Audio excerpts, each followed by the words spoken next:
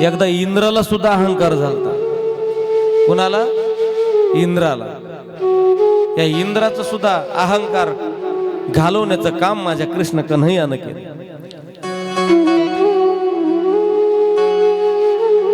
इंद्राचा अहंकार कसा भगवान कृष्णानं घालवला सांगतो ऐका.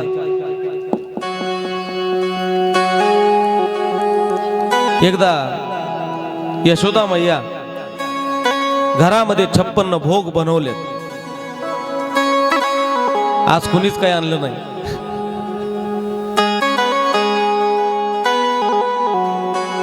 काल सांगितलं नव्हतं त्याच्यामुळे आणलं नाही का नाही. 56 भोग यशोदा मैयानं घरामध्ये बनवलेत आणि काही बनवायचं काम चालू होतं. हा लाला लहान वय 5-7 वर्षाचा. हा कृष्ण कन्हैया खेळत खेळत यशोदा मैयाकडे जातो. मैयाला म्हणतोय, मा आज काय सण आहे का ग? आज काय दिवाळी का? एवढे मोठे पदार्थ तू बनवलेत, कशा करता हे स्वयंपाक चाललाय? ती यशोदा म्हणू लागली, लाला बाळा, हे 56 भोग आज आपल्याला इंद्रदेवाला चढवायचे, इंद्रदेवाला खाऊ घालायचे. कृष्ण म्हटला, माय इंद्रदेवाला खाण्याकरता हे तू 56 भोग बनवलेस, खरंच खातो का ग इंद्रदेव? तुम्ही ऐकताय ना सगळेजण? देव खातो का तुझा? तू याला एवढं बनवलंयस. बाळा, हे त्याला दाखवावं लागतं. तुम्ही देवाला नैवेद्य दाखवता का खाऊ घालता? आपण दाखवतो, कारण आपल्यात खाऊ घालण्याची ताकद अजून आलेली नाही. तुम्ही म्हणाल, महाराज देव कुठं खात असतो का? खातो, पण त्याला खाऊ घालणारा तसा असावं लागतं. नामदेव महाराजांना म्हणावं, दूध पियो मोरे गोविंद लाला, अरे दूध पियो मोरे गोपाल लाला. आणि लगेच देवानं दूध प्यावं. नैवेद्य हातीचा मूर्ती जेवी.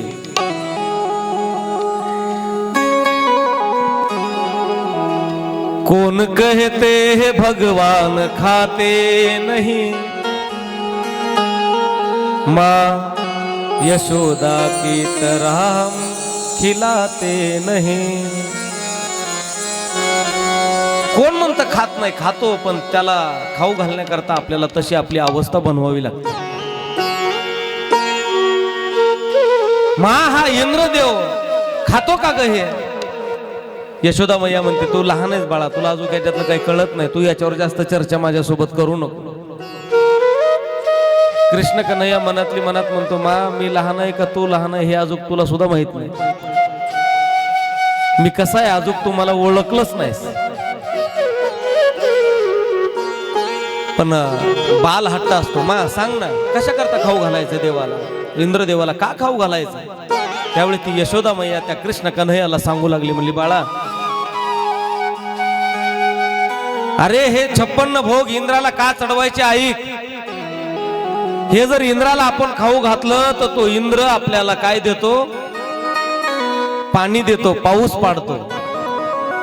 आणि पाऊस पडला की आपला हा गोवर्धन हिरवा होतो. आणि हिरवा झाला की हा हिरवा चारा आपल्या गाया खातात आणि मग त्या दूध देतात. आणि त्या दुधाचे पैसे आपल्याला काय होतात?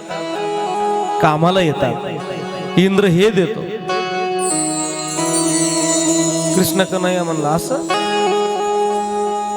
इंद्र पाऊस पाडतो, गोवर्धन हिरवा करतो? अगं मा, तू किती अडाणी आहेस. इंद्र पाऊस पाडत नाही म्हणे, मग कोण पाऊस पाडतो? अगं पाऊस पडायला कारण जर काय असेल तर हा माझा गोवर्धन आहे.